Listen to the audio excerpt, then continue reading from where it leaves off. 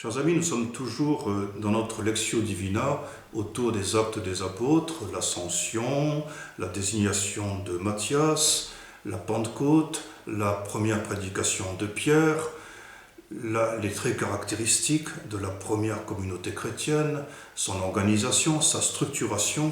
Et aujourd'hui, nous pouvons nous arrêter sur l'expérience quotidienne des premiers chrétiens, de nos pères dans la foi. Et cette expérience quotidienne, c'est l'expérience de la persécution.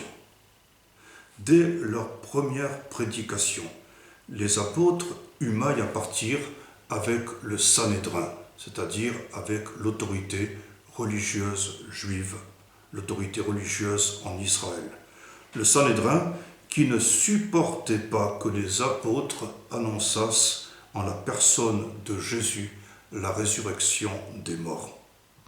On procéda par conséquent à leur arrestation, on les fit comparaître devant cette instance religieuse et on les pressa de répondre au nom de qui ils opéraient des miracles. Alors les apôtres témoignèrent. C'est par le nom de Jésus-Christ, le Nazaréen, celui que vous avez crucifié et que Dieu a ressuscité des morts, car il n'est pas sous le ciel d'autre nom donné aux hommes par lequel nous devions être sauvés. On leur enjoignit alors de se taire, à quoi ils répondirent qu'ils ne pouvaient pas ne pas parler et qu'il faut obéir à Dieu plutôt qu'aux hommes. Si Pierre et Paul furent maintes fois incarcérés, battus de verges, lapidés, le premier martyr se trouve être l'un des 7 que nous avons évoqués hier, c'est-à-dire le diacre Étienne, le premier martyr, le proto-martyr. On ne peut qu'être saisi par la similitude du martyr d'Étienne et de la passion de Jésus. Saint Luc nous raconte que rempli de grâce et de puissance, Étienne opérait de grands prodiges et signes parmi le peuple, comme Jésus avait accompli des miracles et des signes. Les contradicteurs d'Étienne n'étaient pas de force à tenir tête à la sagesse et à l'esprit qui le faisaient parler. Ils soudoyèrent des hommes pour l'accuser. Ils produisirent de faux témoins, comme dans la passion de Jésus.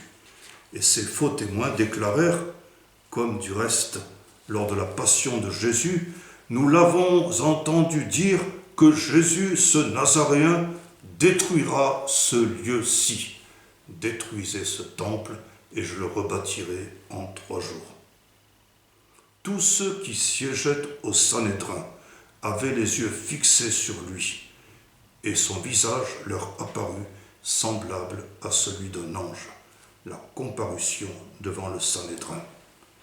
S'ensuivit de la part d'Étienne une synthèse de l'histoire sainte où Étienne montre comment de façon récurrente le peuple de Dieu a manqué ses rendez-vous avec la grâce, ce qui provoque l'ire de ses adversaires qui écument de rage et qui grincent des dents.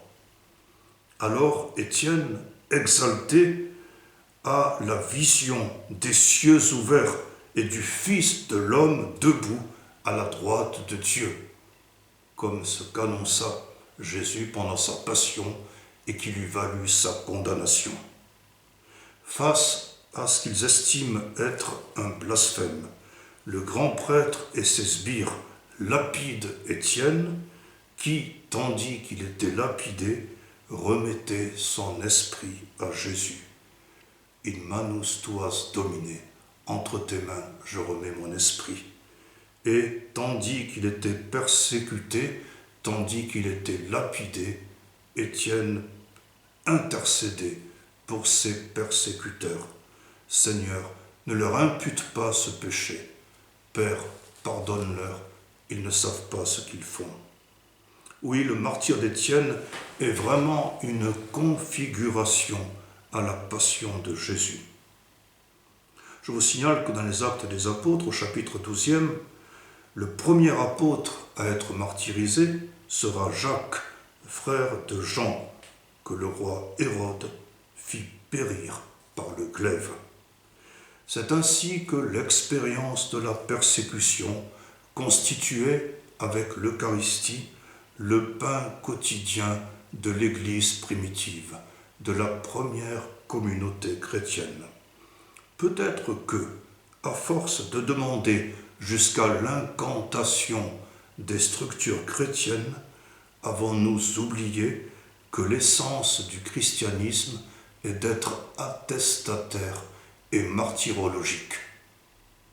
Prenez soin de vous et prenez soin des autres.